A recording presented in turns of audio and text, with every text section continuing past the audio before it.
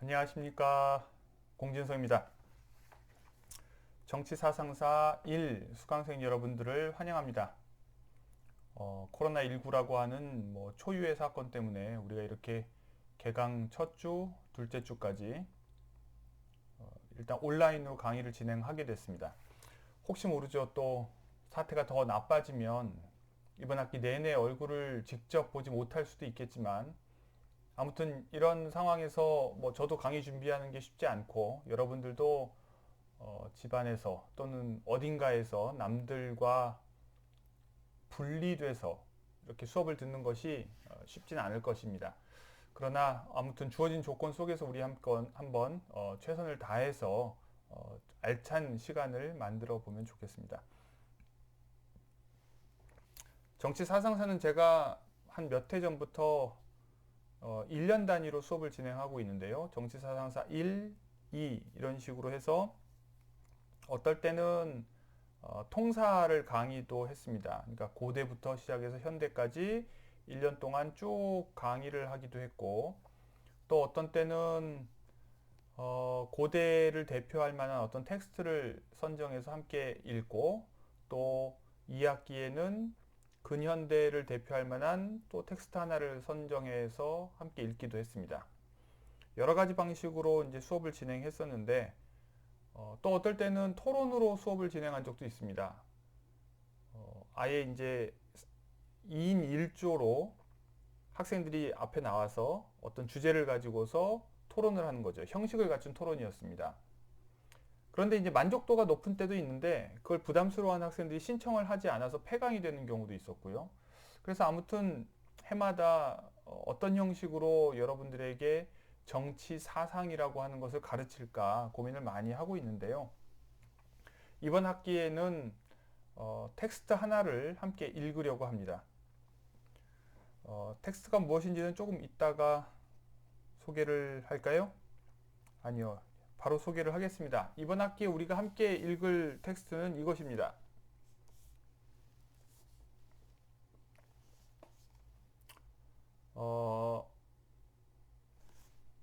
스피노자라고 하는 철학자가 17세기에 1677년에 죽었는데요. 죽기 직전까지 쓴 미완성 저작입니다. 이 정치론이라고 하는 책을 쓰고서 마지막에 세상을 떠났는데 이 책을 제가 최근에 번역해서 출판을 했습니다. 아직 시중에서 판매하고 있지는 않고요. 출판사에서 어떤 다른 기획 의도가 있어서 지금 시중 서점에서 구할 수는 없고 저를 통해서만 구할 수 있습니다. 그래서 이게 약간 좀 골치가 아픈데 그래도 이 책이 좀 비싸게 가격이 책정돼서 저를 통해서 저자 할인 가격으로 30% 할인된 가격으로 구입하는 것이 여러분들에게도 좋을 거라고 생각합니다. 이따 다시 얘기를 하고 아무튼 이 책을 선정을 했는데 17세기라고 하는 시대가 저한테는 아주 흥미로운 시대예요. 그러니까 저의 전공 분야이기도 한데 17세기가 이제 우리나라를 기준으로 하면 19세기가 그런 흥미로운 시대죠. 무슨 말이냐면 근대로 넘어오고 전근대와 구분되는 어떤 격변기이기 때문인데 유럽의 경우는 17세기가 그런 시대였습니다. 뭐냐면 이제 이른바 중세라고 일컬어지는 과거가 점점점 이제 쇠락하고 근대라고 불리는 새로운 시대가 등장하는 그런 접점이라고 할까요? 그런 시기가 17세기였어요. 그리고 특히나 네덜란드라고 하는 곳은 유럽의 일부이지만 영국과 컨티넨털 유럽 사이에 있는 나라이고 또 이 나라는 구교에서 신교 중심으로 넘어가는 그런 어떤 헤게모니 이전 이것과도 맞물려 있는 공간입니다.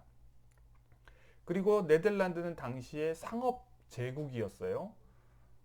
경제력이 워낙 좋아서 전 세계의 식민지를 거느릴 정도로 강력한 그러나 그 식민지가 우리가 흔히 떠올리는 일본을 떠올릴 때 우리가 식민지 하면 드는 생각이 있죠. 그것처럼 어느 나라에 군사적으로 주둔을 해서 지배하는 그런 식의 식민지 지배가 아니라 상업적인 방식으로 여러분들 알다시피 동인도 회사, 서인도 회사 이런 것들을 이제 네덜란드에서 상인들이 주도해서 만들죠.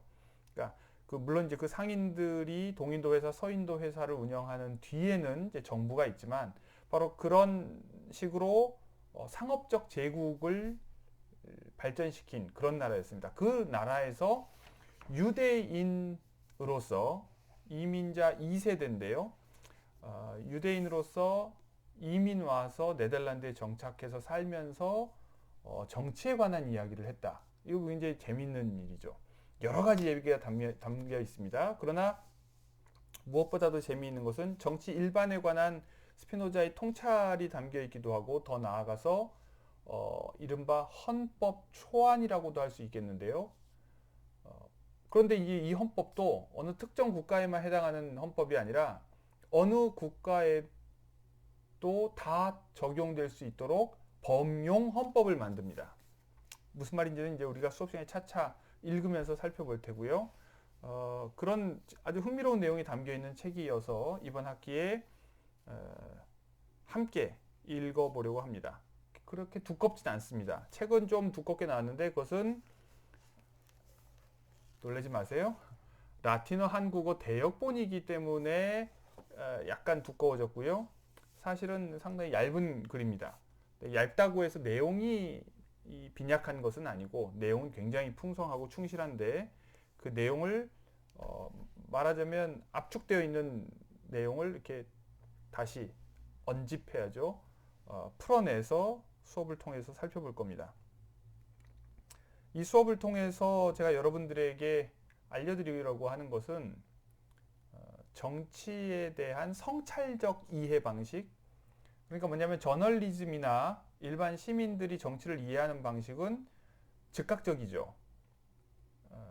실시간이고 나에게 자극이 들어오는 그대로 받아들입니다. 그래서 데일리 뉴스라고 하는 것은 정치 뉴스는 하루하루 소진됩니다. 사라집니다. 그래서 매일매일 새로운 뉴스가 헛 뉴스를 대체하죠.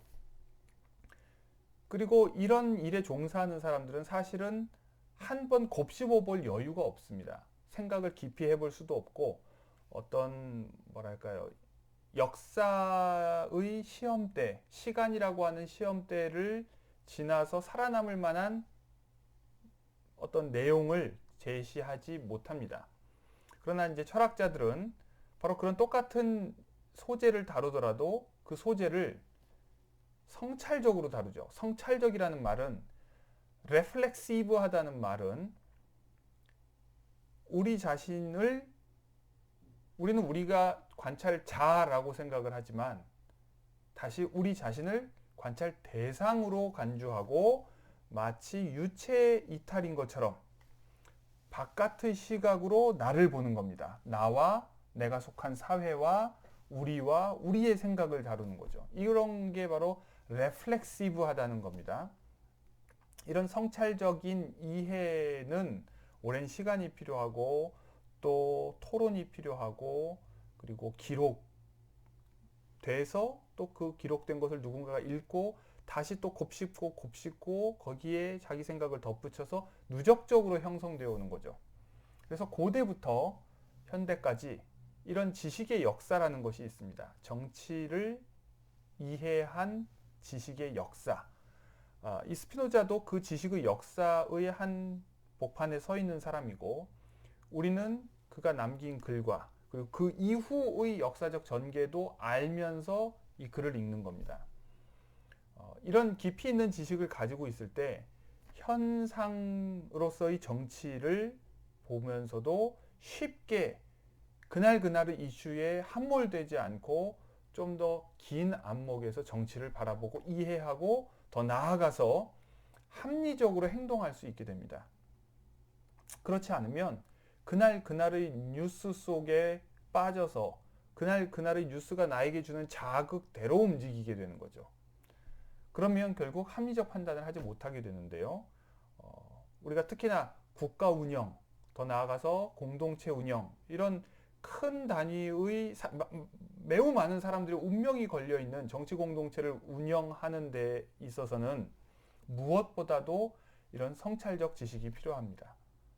그리고 그런 성찰적 지식을 가진 정치인을 우리가 알아보기 위해서도 유권자로서, 시민으로서 우리에게도 마찬가지의 지식이 필요한 거죠.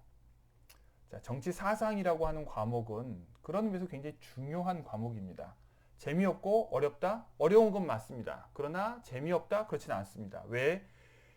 어려움을 우리가 조금씩 해소해 나가는 과정에서 재미를 느낄 수가 있거든요. 재미라고 하는 것이 즉각적으로 우리가 더운 날 얼음 먹을 때의 시원함과 같은 그 시원함을 우리가 느낄 수는 없어도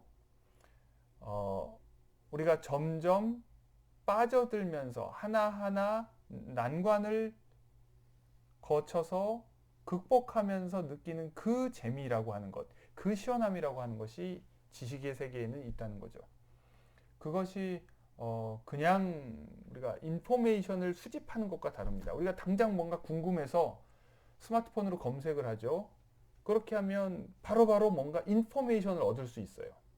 그럼 쉽게 해결된 것 같은데 사실 그것만으로는 할 수 있는 게 별로 없습니다. 우리의 결정을 도와주지 않고 우리의 행동을 도와주지 않고 우리의 진로를 알려주지 않거든요. 그런 의미에서는 그런 식의 수명이 짧은 지식이 아니라 수명이 긴 지식을 얻어야 하고 그런 수명이 긴 지식을 얻기 위해 노력하는 과정에서 허들을 하나하나 넘을 때의 기쁨, 그 재미를 여러분들이 만끽하시기 바랍니다. 그것이 텍스트를 읽을 때 느끼는 즐거움이에요. 빵에 비유하자면 카스테라처럼 달콤하고 말랑말랑하고 씹기 쉬운 이런 빵도 있습니다. 입에다 넣으면 사르르 녹아서 들어가죠. 그러나 또 유럽에서 먹는 빵, 아주 단단한 빵, About a Boy라고 하는 영화를 보면 빵에 맞아서 오리가 죽는 일도 있죠. 그런 돌빵, 굉장히 묵직한 빵. 그래서 먹을 때도 꼭꼭 씹어 먹어야 되고 아주 소화시키기 힘든 빵. 그러나 그런 빵이 굉장히 영양분이 많아요. 이런 빵을 씹는 것과 같은 글 읽기. 우리가 책을 읽을 때 어떤 책을 읽느냐? 아주 가볍고 휴가 때 그냥 이렇게 해변에 앉아서 읽을 수 있는 그런 책을 읽는 독서도 있지만 그것은 긴장을 이완하기 위해서, 완화하기 위해서 읽는 독서라면 우리가 수업 시간에 읽는 책은 오히려 긴장하기 위해서 읽는 독서입니다. 그런 독서가 공부고 반대로 푸는 것은 공부가 아니라 그냥 쉬는 거죠. 공부하러 와서 휴식을 요구해서는 안 됩니다.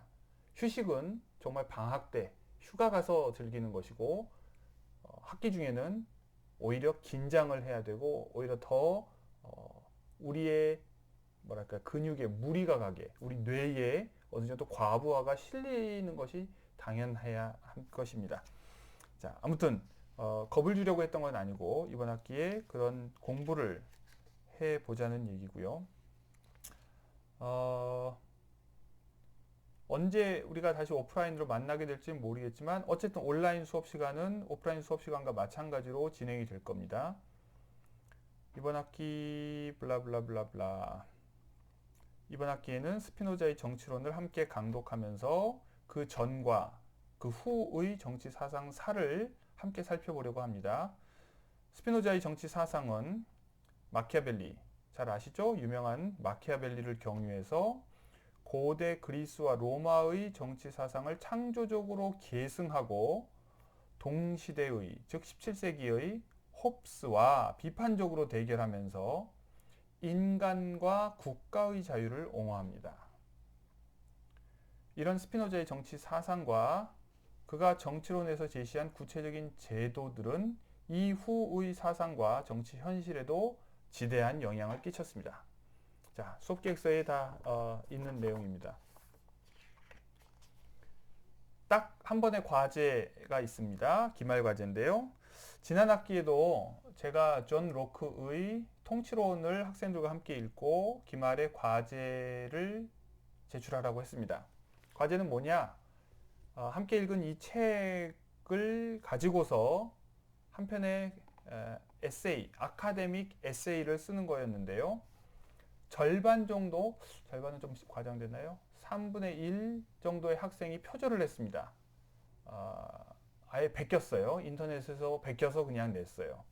교묘하게 베낀 학생도 있고 정직하게 그냥 베낀 학생도 있고 어쨌든 베낀 학생들이 많았어요. 딱 한 명의 학생이 베꼈는지 안 베꼈는지 굉장히 아리송한 학생이 있었어요. 제가 아무리 구글을 검색해도 나오지 않는 어떤 글인데 아무리 봐도 본인이 썼을 것 같지 않은 문장이었어요. 어떻게 쓸까요? 분명히 학생이 쓸 수 있는 수준의 글이 아닌데 제가 그냥 검색을 해봐서는 도저히 출처를 찾을 수가 없는 그런 글.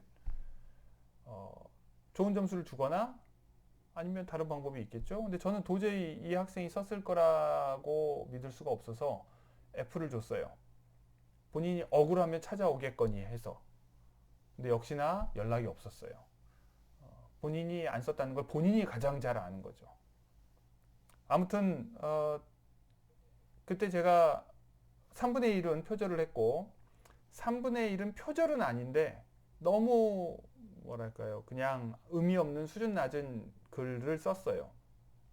그리고 한 3분의 1 정도는 나름의 생각을 가지고 비교적 형식도 잘 갖춰서 썼습니다. 자, 이번 학기 목표가 있다면 뭐냐면 이 표절한 3분의 1이 없어지도록 하는 것이고 그 다음에 엉망으로 쓴 학생들이 좀 더 형식을 갖춰서 쓰는 학생으로 바뀌기를 바랍니다. 즉 3분의 2는 최소한 자기 생각을 조리 있게 아카데믹한 형식으로, 아카데믹이라는 게 별게 아니에요. 일반 사회에서도 결국 다 요구되는 그런 글쓰기예요. 그런 글을 쓸 수 있느냐 없느냐. 물론 3분의 1 정도가 그렇게 못 쓰는 거 어쩔 수 없다고 생각합니다. 아무튼 이런 목표를 가지고서 중간 부분부터는 글 쓰는 방법에 관해서도 직접적으로 지도를 하려고 생각합니다. 책을 다 읽고 나서 마지막 기말에 알아서들 쏘라고 하니까 학생들 입장에서 잘 쓰는 학생들은 그래도 잘 쓰는데 대부분의 학생들이 그걸 너무 힘들어 하더라고요. 어떻게 써야 될지도 안 알려주고 써라고 하면 뭐 어떻게 쓰느냐. 그러니까 이제 대책이 없어서 표절을 한 건데 그래서 이번에는 중간 부분부터 책을 한 3분의 2 정도 읽었을 때 어떤 주제에 관심이 있는지 미리미리 적어서 내라고 하고 그리고 어떤 식으로 글을 쓸 계획인지 초안을 잡아보라고 얘기하고 그것을 피드백 해주면서 서서히 글을 수업의 중간, 학기 중간부터 기말까지 써나가는 방향으로 그렇게 수업을 진행해 보려고 합니다. 그렇게 함께 글을 준비하면 좀 덜 힘들거나 아니면 조금이라도 요령을 터득해 가면서 쓸 수 있겠죠. 그걸 기대해 봅니다. 아무튼 성적은 기말에 작성하여 제출한 에세이를 평가하여 부여할 겁니다. 한 학기 동안 함께 텍스트를 읽으면서 수강생은 각자 한 가지 주제를 정해서 텍스트를 분석하고 자기의 생각을 더해 에세이를 작성해야 합니다. 주제의 선정과 개요의 작성 과정에서 교수의 피드백이 제공될 것입니다. 바로 이 에세이 평가 결과가 90점입니다. 100점 만점에 90점. 그리고 나머지 10점은 출석 점수입니다.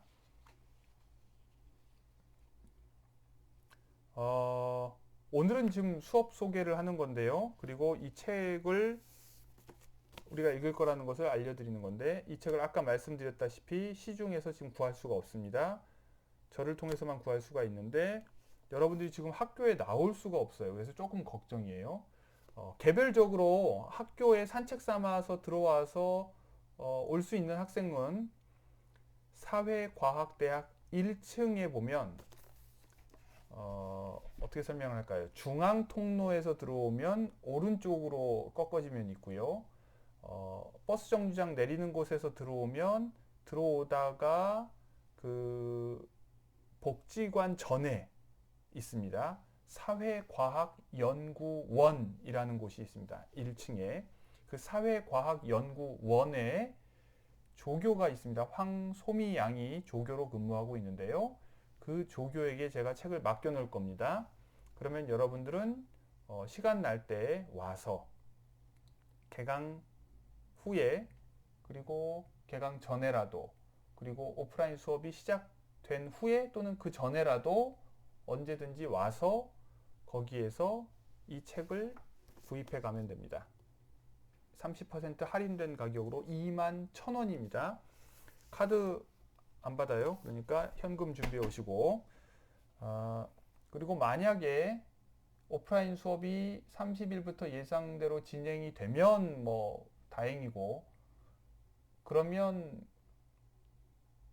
그 전까지 학교에 와서 직접 책을 구입해 가기 어려운 경우에, 특히 지금 광주에 있는 학생들은 쓱 들를 수도 있겠지만 광주에 살지 않는 학생들은 이것 때문에 오기는 조금 애매하겠죠.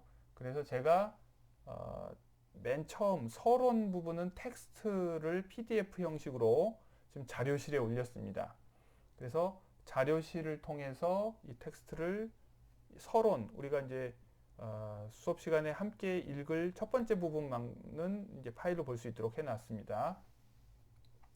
24일부터 그 자료도 확인할 수 있을 겁니다.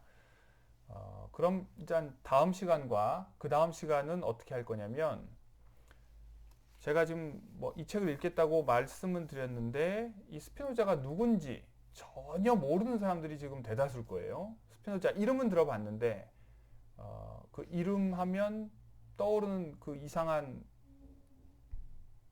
속담도 아니고 그게 뭐예요? 아무튼 격언? 뭐 아무튼 그런 것만 떠오르는 사람들이 많을 거예요. 이 학생들을 위해서 제가 2시간 정도 분량의 동영상을 준비했습니다. 한 6년 전이었던가요? 제가 광주 KBS와 함께 인문학 강의를 진행한 적이 있어요. 스피노자와 사랑이라는 주제로 2시간짜리 특강을 했고, 그 특강이 이제 이런 식으로 이렇게 지금 아마추어 웹캠으로 제작한 것이 아니라 방송국 카메라가 직접 와서 우리 학교에서 찍은 동영상이어서 오디오도 좋고 뭐 카메라도 좋고 또 편집도 했기 때문에 뭐랄까 굉장히 매끄럽게 진행이 잘 돼 있어요. 그래서 그 동영상을 제가 링크를 해놨으니까 그 동영상을 개강 첫 주 두 번째 시간과 개강 두 번째 주 첫 번째 시간에 보시면 됩니다. 그래서 스피노자라는 사람, 인물이 어떤 삶을 살았는지, 그리고 그가 살았던 시대, 17세기 네덜란드와 유럽이 어떤 시대적 배경, 역사적 배경인지, 뭐 또 스피노자의 생각, 정치적인 생각, 철학적 생각이 어떤 것인지 이런 것들을 개요 수준에서 알 수 있는 동영상입니다. 이 동영상을 여러분들이 보시고 그 다음에 이제 본격적으로 이 책을 읽어 나갈 것입니다. 자, 아무튼 수업 계획을 대충 말씀드렸으니까 여러분들이 이 수업 계획에 맞춰서 일단 따라와 주시면 좋겠고요. 그리고 뭔가 의견이나 궁금한 것, 물어보고 싶은 것 이런 게 있으면 Q&A 코너가 있더라고요. 거기에 질문 남겨주시기 바랍니다.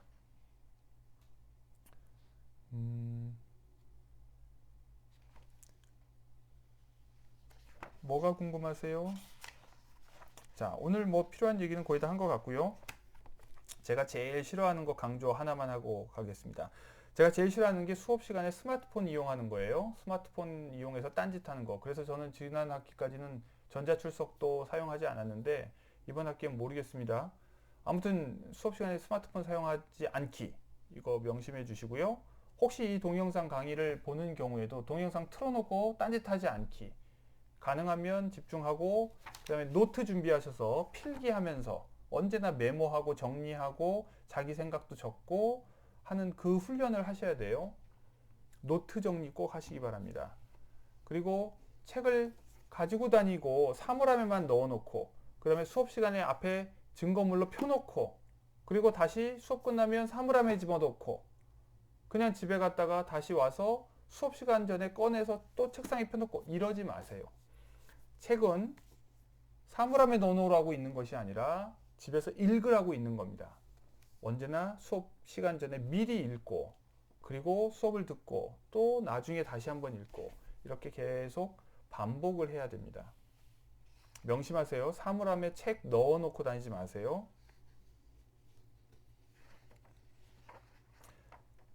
자, 이 정도로 수업 소개를 마치겠습니다. 한 학기 동안 어려움이 많을 거라고 생각합니다. 아무튼 잘 견뎌내시고 아무튼 건강 관리 잘 하시고 사회적 거리두기 잊지 마시기 바랍니다. 네, 그럼 다음 시간에 봅시다.